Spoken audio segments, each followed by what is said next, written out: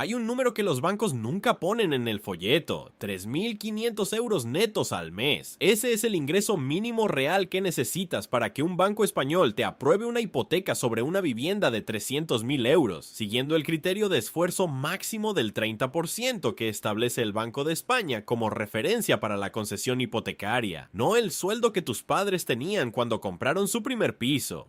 No el sueldo que crees que deberías tener a los 40 años porque llevas 2 décadas trabajando. 3.500 euros netos al mes, ahora mismo, antes de que el banco siquiera abra tu expediente crediticio. Ahora vamos a compararlo con lo que gana la gente real. Según el Instituto Nacional de Estadística, el salario medio anual en España en el año 2023 fue de 27.600 euros brutos, descontando el IRPF y las cotizaciones a la seguridad social. Eso se traduce en aproximadamente 1.900 a 2.100 euros netos al mes para una persona sin cargas familiares. Estás viendo la cifra que necesitas, 3.500. Estás viendo la cifra que gana la mayoría, 2.000. La brecha entre las dos es de 1.400 euros al mes, cada mes, sin excepciones, y esa brecha no se está cerrando. El precio medio de la vivienda en España subió un 12,2% en el año 2024, según el Consejo General del Notariado. Los salarios crecieron un 4,3% en el mismo periodo, según los datos de la agencia tributaria. Lo que esto significa en términos simples: la vivienda de 300.000 euros de hoy costará 336.600 euros el año que viene si la tendencia se mantiene. Tu sueldo, si tienes suerte con la negociación, habrá subido unos 90 euros netos al mes. La distancia no se mantiene estable, se abre activamente, todos los meses, mientras tú sigues ahorrando con disciplina. Y si llevas años haciendo lo correcto, guardando cada mes lo que puedes, evitando gastos innecesarios, esperando ese momento en que las cifras por fin cuadren y aún así la vivienda sigue fuera de alcance, no es que estés fallando, es que estás usando un mapa que no corresponde al territorio real. El diagnóstico que te han dado: ganar más, ahorrar más, esperar una bajada de precios que nunca termina de llegar, no describe el problema que realmente tienes. Y eso es exactamente lo que este vídeo va a cambiar. En los próximos minutos te voy a mostrar el número exacto que el sistema bancario oculta en la letra pequeña. ¿Por qué el 90% de los consejos sobre comprar vivienda atacan la variable equivocada? Y lo que separa de verdad a quienes compran de quienes llevan 15 años esperando el momento perfecto. Vamos con los datos. ¿Por qué lo vago no sirve para nada? Piensa en la compra de una vivienda como una cerradura que tiene 2 llaves. Todo el mundo habla de la primera llave: el sueldo mensual. ¿Cuánto ganas? Si tienes contrato indefinido, si llevas al menos 2 años en la misma empresa, si la nómina es suficientemente alta para que el banco calcule que puedes pagar la cuota mensual. Eso es lo que aparece en todos los artículos, en todos los consejos de los padres, en todas las conversaciones de oficina sobre si ya es buen momento para comprar. La primera llave. La segunda llave casi nadie la menciona. Se llama capital inicial acumulado, y sin ella, la primera llave no abre absolutamente nada. Una cerradura de 2 llaves donde todo el mundo te enseña durante años a hacer funcionar una sola no es un consejo incompleto. Es un consejo que te mantiene fuera de la puerta exactamente el tiempo suficiente para que el mercado suba otro ciclo entero. Los números reales de lo que cuesta entrar. Una vivienda de 300.000 euros en España requiere lo siguiente antes de firmar nada. Primero, el 20% de entrada mínima, porque los bancos españoles raramente financian más del 80% del valor de tasación. Y con el mercado actual, la tasación casi nunca supera el precio de compra en las capitales de provincia. Esos son 60.000 euros que tienes que tener en la cuenta antes de hablar con ningún banco. No invertidos, no en acciones, no en un plan de pensiones, en liquidez disponible. A eso le sumas entre el 10 y el 12% adicional en gastos de compraventa, el impuesto de transmisiones patrimoniales, que en comunidades como Cataluña o Andalucía llega al 10% del precio de compra, más notaría, registro de la propiedad y gestoría. En vivienda de segunda mano, el escenario más común, estamos hablando de entre 30.000 y 36.000 euros adicionales que salen de tu bolsillo y no vuelven. Total, mensual, entre 90.000 y 96.000 euros en efectivo contante antes de pagar la primera cuota de la hipoteca. Ahora viene el número que nadie pone en el mismo gráfico que los precios de venta. ¿Cuántos años necesita una persona con el sueldo medio español para acumular 90.000 euros de ahorro? Sueldo neto mensual, 2.000 euros, que es la realidad de la mayoría. Tasa de ahorro siendo extraordinariamente disciplinado, guardando el 20% de cada nómina sin fallar un solo mes, 400 euros al mes. Con 400 euros mensuales de ahorro, llegar a 90.000 euros lleva 225 meses. Son 18 años y 9 meses de ahorro del 20%, sin un solo mes de gasto imprevisto, sin que los precios de la vivienda suban, sin que tengas un hijo, sin que tu coche se averíe, sin que tu casero te suba el alquiler y necesites cambiar de piso. Lo que pasa en la realidad es que los precios sí suben, los imprevistos sí ocurren, y la persona de 30 años que hoy empieza a ahorrar con toda la disciplina del mundo llega a la meta cuando tiene casi 49. Para entonces, la vivienda de 300.000 euros de hoy ya no existe. La que sí existe cuesta bastante más. Aquí están los números comparativos que el mercado no muestra en el mismo sitio. Misma vivienda de 300.000 euros, mismo tipo de interés fijo del 3,4% a 30 años, que es el promedio del primer trimestre de 2025 según el Instituto Nacional de Estadística. La única variable que cambia es el capital inicial. Con una entrada del 20%, 60.000 euros, la hipoteca es de 240.000 euros y la cuota mensual resulta en 1.077 euros. Para cumplir el criterio del 30% de esfuerzo del Banco de España, necesitas ingresos netos de 3.590 euros al mes. Con entrada del 30%, 90.000 euros, la hipoteca baja a 210.000 euros y la cuota mensual es de 942 euros. El ingreso mínimo necesario cae a 3.140 euros. Con entrada del 40%, 120.000 euros, la hipoteca es de 180.000 euros y la cuota mensual queda en 808 euros. El ingreso necesario baja a 2.693 euros. El tipo de interés es constante, el plazo es constante, el precio de la vivienda es constante. Lo único que cambia es el capital que traes el día que entras al banco, y ese capital determina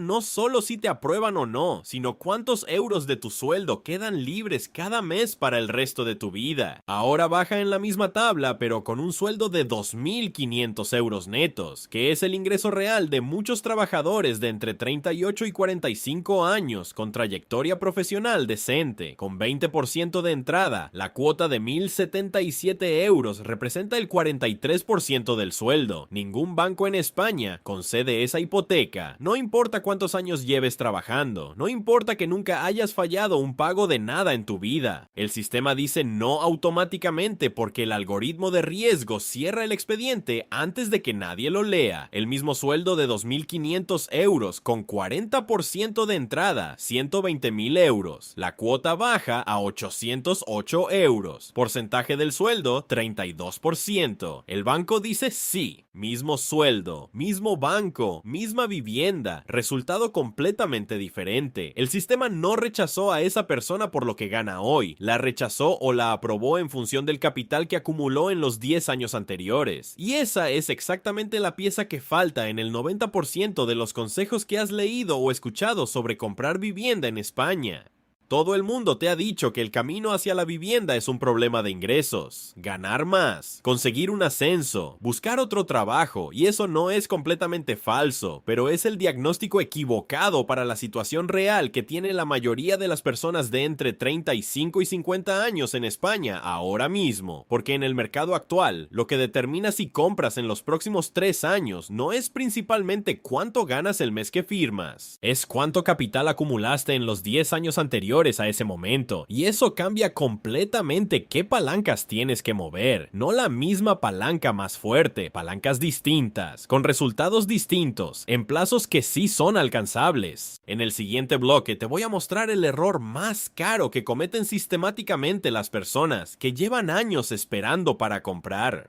el que parece absolutamente racional en el momento, el que cualquier persona inteligente tomaría con la información que le dan y que casi siempre garantiza que esperen 5 años más de los que necesitan. Y también vamos a conocer a Carlos. Carlos tiene 43 años, trabaja como técnico de mantenimiento industrial en Zaragoza, gana 2.800 euros netos al mes, que es un sueldo por encima de la media española y que le ha costado 20 años de trayectoria profesional construir. Tiene contrato indefinido desde hace 12 años en la misma empresa, nunca ha tenido un impago en su vida, ni de un recibo, ni de una tarjeta, ni de nada. Su perfil de riesgo crediticio es impecable. Lleva 9 años intentando comprar piso, no porque no haya querido, no porque haya gastado de forma irresponsable. Ha ahorrado lo que ha podido cada mes. Ha evitado cambiar de coche cuando el suyo todavía funcionaba. Ha rechazado viajes que sus amigos hacían sin pensárselo 2 veces. Y aún así, cada vez que se sienta con los números, la operación no cuadra del todo o cuadra justo. Y en el momento en que cuadraba, los precios habían vuelto a subir y el punto de partida se había desplazado.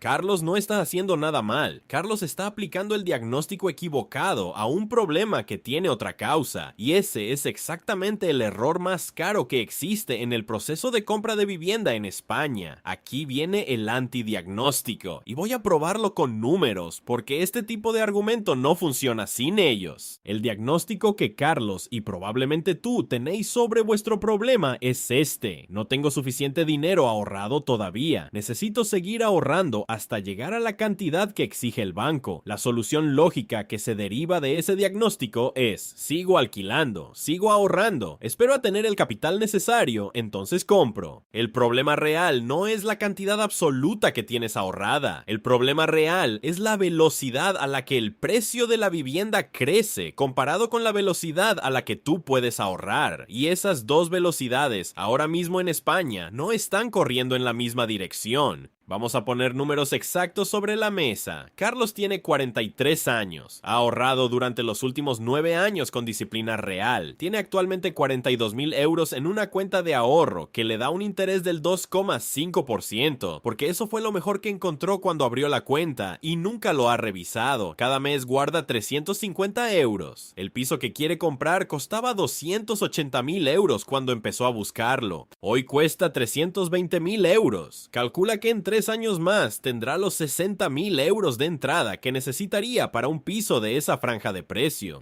Lo que Carlos no ha calculado es lo siguiente: si el precio sigue subiendo al ritmo del último año, ese piso de 320.000 euros costará 358.900 euros en 3 años más. La entrada del 20% que necesitará ya no será de 64.000 euros, será de 71.780 euros. Carlos habrá ahorrado en esos 3 años unos 12.600 euros adicionales, lo que llevará su ahorro total a aproximadamente 54.600 euros. Seguirá sin llegar a la entrada que necesita para el piso que quería, y la cuota mensual de la hipoteca también habrá subido porque la base es mayor. Carlos no está fallando porque ahorre poco. Está atrapado en una carrera donde el punto de llegada se mueve más rápido que él, y la estrategia de seguir ahorrando más de lo mismo es exactamente la que garantiza que la carrera no termine nunca. Ahora aquí está la parte que el mercado financiero español nunca tiene interés en que entiendas con claridad, porque la información opaca es el negocio. Los bancos ganan más cuando la hipoteca es más grande. Los fondos de inversión inmobiliaria ganan más cuando los precios siguen subiendo. Las plataformas de comparación de hipotecas cobran por leads cualificados, no por personas que comprenden el sistema y toman decisiones más rápidas. Nadie en el ecosistema financiero que rodea la compra de vivienda gana dinero explicándote que el capital inicial acumulado es más determinante que el sueldo mensual, porque si lo entendieras claramente, dejarías de usar los productos que te venden como solución provisional mientras sigues esperando. El producto más rentable para el sistema financiero en este contexto no eres tú comprando un piso con una hipoteca bien estructurada. Eres tú pagando alquiler durante 10 años más, guardando en una cuenta de ahorro que genera un rendimiento real inferior a la inflación, y refinanciando una hipoteca más cara en el futuro porque la base ha subido. Eso genera comisiones, intereses, productos vinculados y seguros obligatorios durante décadas. La información que nunca llega clara no es un accidente. siguiente. Es una consecuencia de cómo está diseñado el sistema. El Banco de España publicó en su informe anual de 2024 que el porcentaje del salario bruto que destina un hogar medio español al pago de la hipoteca en el momento de la compra alcanzó el 40,7%, el nivel más alto desde el año 2008. Eso no lo causan los compradores irresponsables. Lo causan los precios que han crecido muy por encima de los salarios durante un periodo sostenido, mientras la política monetaria mantuvo tipos históricamente bajos y después los subió de golpe. El sistema generó la situación, luego le vende a la gente productos para sobrevivir dentro de ella. Volvamos a Carlos porque el error que está cometiendo tiene un coste calculable. Carlos tiene sus 42.000 euros en una cuenta de ahorro al 2,5%. La inflación en España en el año 2024 fue del 2,84% según el INE. Su dinero está perdiendo poder adquisitivo en términos reales mientras espera. Cada año que pasa, sus 42.000 euros compran menos metros cuadrados que el año anterior, aunque el número nominal en la pantalla vaya creciendo despacio.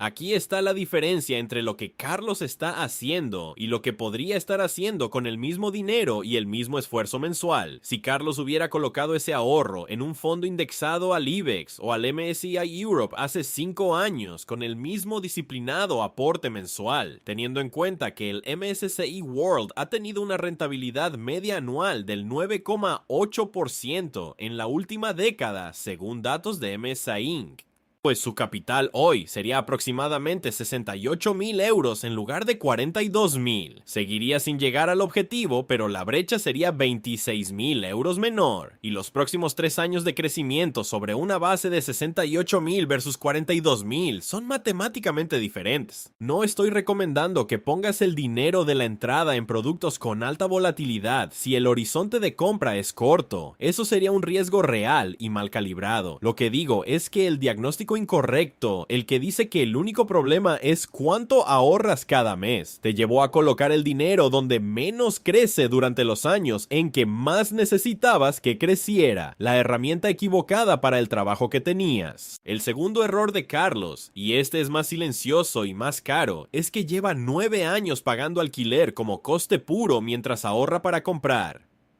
Su alquiler actual es de 920 euros al mes. En 9 años ha pagado 99.360 euros en alquiler, dinero que no ha generado ningún activo, no ha construido ningún patrimonio, no vuelve de ninguna forma. Si en ese mismo periodo hubiera comprado con la entrada que tenía disponible en aquel momento, aunque la cuota hubiera sido más alta, parte de cada cuota mensual habría estado amortizando capital propio. No todo el esfuerzo habría sido gasto puro. Esto no es una crítica a Carlos, es una descripción de lo que hace el diagnóstico equivocado cuando lo mantienes durante 9 años seguidos. Cada año adicional bajo el diagnóstico incorrecto no es un año neutral, es un año de coste real acumulado. Hay un patrón de comportamiento que los economistas del comportamiento llevan décadas documentando y que tiene un nombre específico, el sesgo del punto de referencia. Lo describió Daniel Kahneman junto a Amos Tversky en sus investigaciones sobre toma de decisiones bajo incertidumbre. Las personas anclan sus decisiones a un punto de referencia inicial, en este caso, el precio de la vivienda que vieron cuando empezaron a buscar, y todas las evaluaciones posteriores se hacen en relación a ese número. Cuando el precio sube por encima del punto de referencia, la compra parece cara, aunque sea el precio de mercado real. Cuando baja, aunque sea marginalmente, parece una oportunidad, aunque siga siendo inasequible. Carlos sigue buscando la vivienda de 280.000 euros que vio hace 9 años. Esa vivienda ya no existe a ese precio, pero su cerebro sigue evaluando como caro todo lo que supere esa referencia. Y mientras tanto, el tiempo pasa, el alquiler se paga, el capital se acumula más despacio de lo que el mercado sube y la ventana se sigue cerrando. La solución no es que Carlos sea más disciplinado, la solución es que Carlos cambie el diagnóstico, y ese cambio de diagnóstico tiene consecuencias concretas e inmediatas sobre qué decisiones tomar esta semana, no en abstracto en algún momento del futuro. Esas decisiones son las que vienen en el bloque siguiente. 3 acciones específicas con fricción mínima que cambian la trayectoria sin requerir que Carlos gane más dinero del que ya gana ni que ahorre un porcentaje que destruya su calidad de vida. Pero antes de llegar a las acciones, necesito que tengas clara una cosa. El problema de Carlos no es Carlos. El problema es que durante 9 años nadie le explicó con números lo que acabas de ver en los últimos minutos. Eso no es un fallo de carácter ni de inteligencia ni de esfuerzo. Es el resultado predecible de navegar un sistema que tiene incentivos estructurales para no explicarlo. 3 acciones, sin disciplina extraordinaria, sin ganar más dinero del que ya ganas, con la información que el sistema tendría que haberte dado hace años y no te dio. La primera acción es calcular tu coste real de espera, no el coste emocional, no la frustración abstracta, el número exacto en euros que te está costando cada mes seguir alquilando mientras aplazas la compra bajo el diagnóstico incorrecto. Y para eso necesitas hacer una sola operación que la mayoría de personas que llevan años buscando piso nunca han hecho. Toma lo que pagas de alquiler cada mes. Resta de esa cifra la parte que habría ido a amortizar capital si hubieras comprado hace 3 años con lo que tenías ahorrado en ese momento. La diferencia es tu coste real de espera mensual, no es un número filosófico, es dinero que salió de tu cuenta y no construyó ningún activo.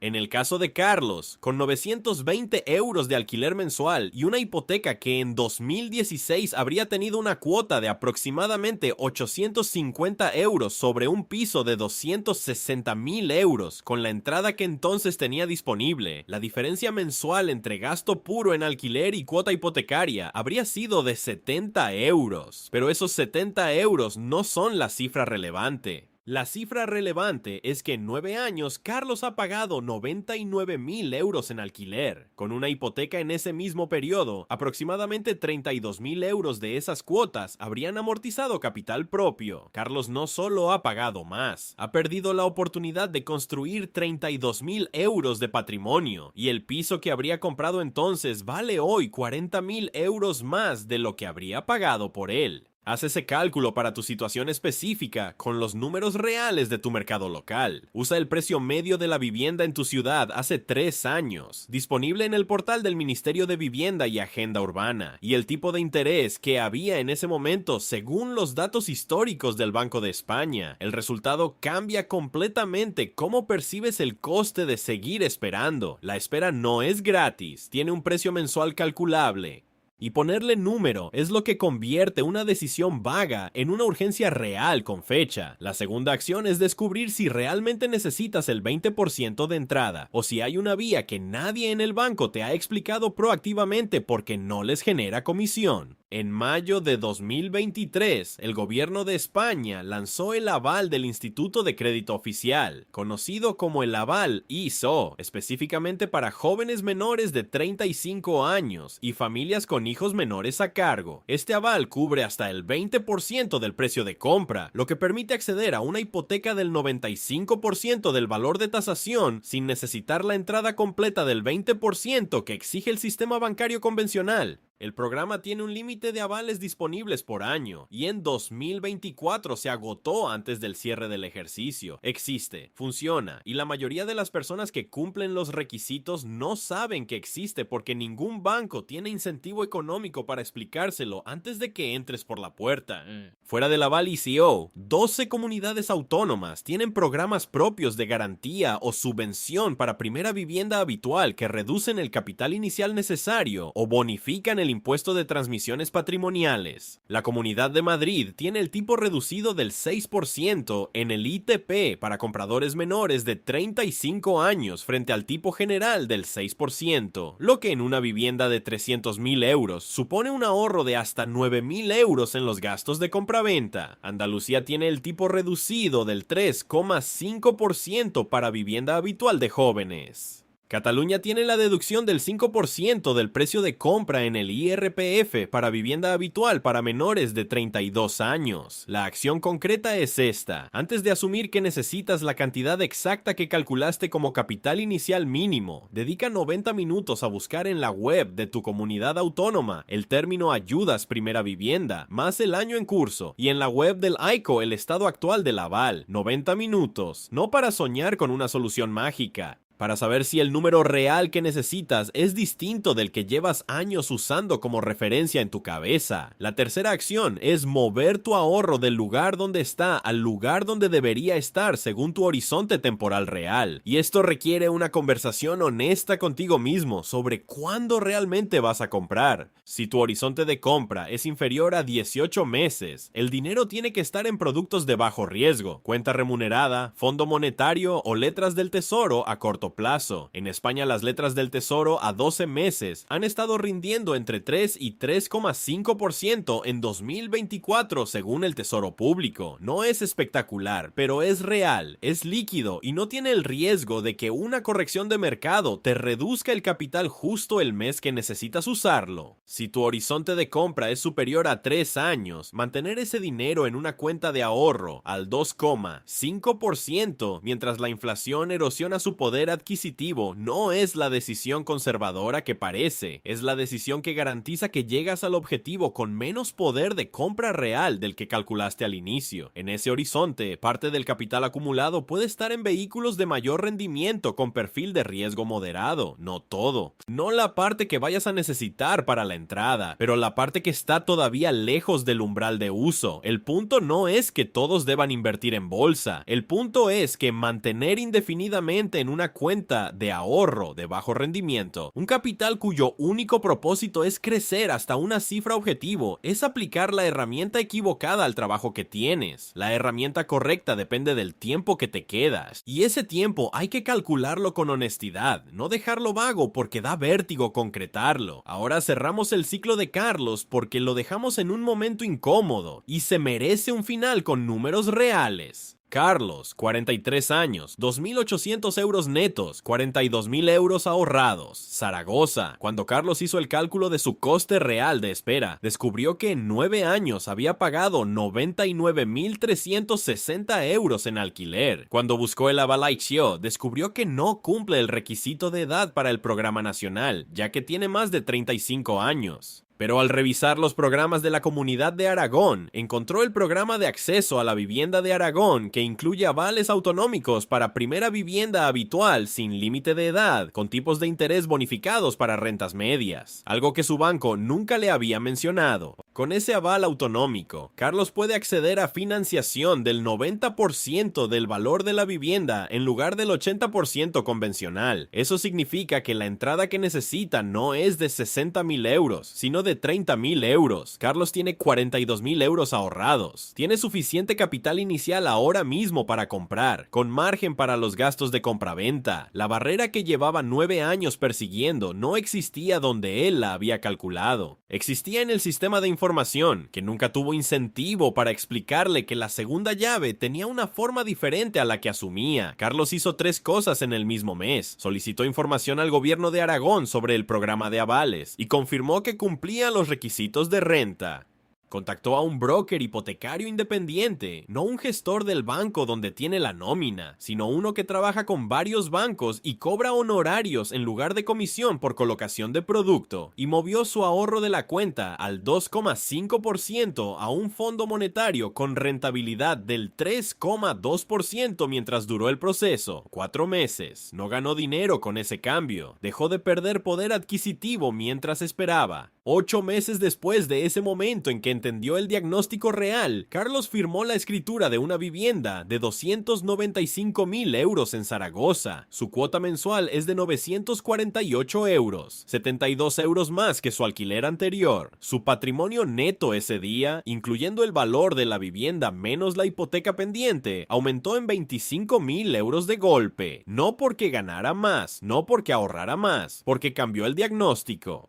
Ahora hay un número sobre el coste temporal que necesitas escuchar antes de cerrar este vídeo. Según datos del portal Idealista, el precio medio de la vivienda en España subió un 11,4% en el año 2024. Si ese ritmo se mantiene solo parcialmente en los próximos 2 años, a un ritmo del 7% anual, que es una estimación conservadora basada en las proyecciones del Banco de España, para 2025 y 2026, una vivienda de 300.000 euros hoy costará 343.849 euros en 2 años. La entrada del 20% habrá pasado de 60.000 euros a 68.770 euros. 8.770 euros más de capital inicial necesario, más el incremento en los gastos de compra-venta, más 2 años de alquiler pagado sin construir patrimonio. Cada mes que pasa bajo el diagnóstico equivocado no es un mes neutral en el que esperas tranquilo mientras ahorras. Es un mes en que el punto de destino se mueve, en que el alquiler genera gasto puro y en que el capital acumulado crece más despacio que el precio del activo que quieres comprar. El coste de no actuar sobre el diagnóstico correcto esta semana no es abstracto, es calculable. Y la primera vez que lo calculas con honestidad, la urgencia deja de ser emocional y se convierte en matemática. Si este vídeo cambió la forma en que ves el problema, suscríbete al canal, no como favor, como decisión práctica, porque este tipo de análisis, con números reales, sin producto que vender, sin historia de éxito con casa de lujo al fondo, es lo que publico aquí cada semana. Y el algoritmo de YouTube solo muestra mis vídeos a las personas que no están suscritas cuando alguien más se suscribe. Si te suscribes ahora, el canal crece. Si el canal crece, puedo seguir publicando este tipo de contenido sin depender de patrocinadores con conflicto de interés. Es la única mecánica honesta que existe en esta plataforma. El sistema no te ocultó la información porque seas menos inteligente que los que compraron antes. Te la ocultó porque así funciona el negocio. Ahora tienes el mapa. Lo que hagas con él ya no depende del sistema.